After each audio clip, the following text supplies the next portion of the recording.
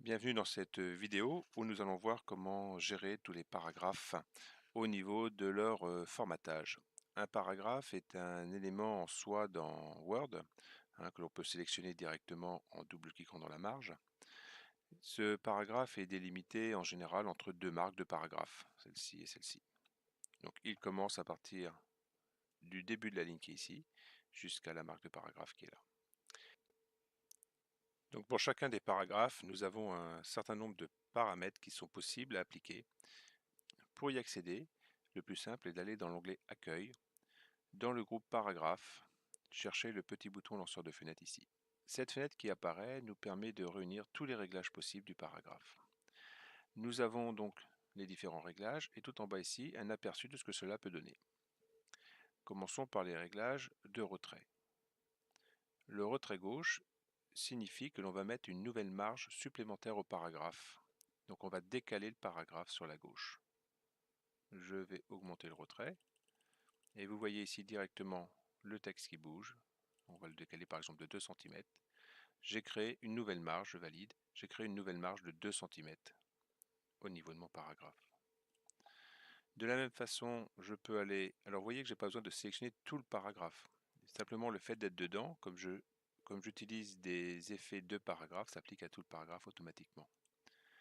Si je fais un retrait sur la droite, c'est la même chose. Donc je peux taper par exemple 5 cm sur la droite. Je vais faire donc une marge supplémentaire de 5 cm sur la droite du paragraphe.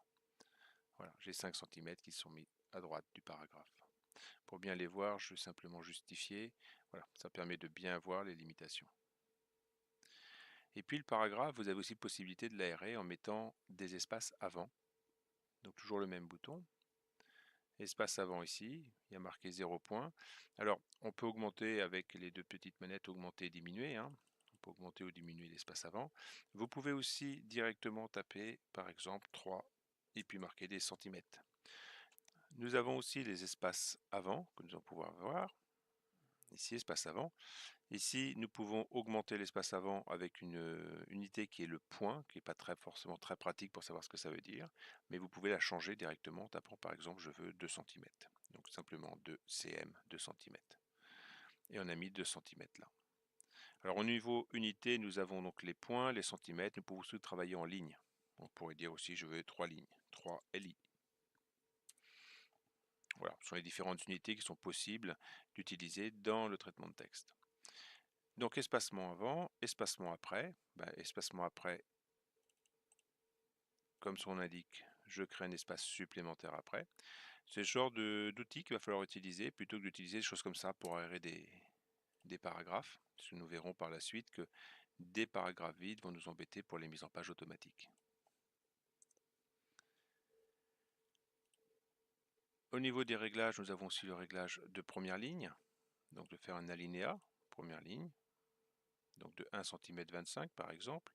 Voilà, la première ligne est décalée d'1 cm 25. Nous avons l'option première ligne ici 1 cm 25 ou alors suspendu. Suspendu 1 cm 25, ça veut dire simplement que l'alinéa est dans l'autre sens.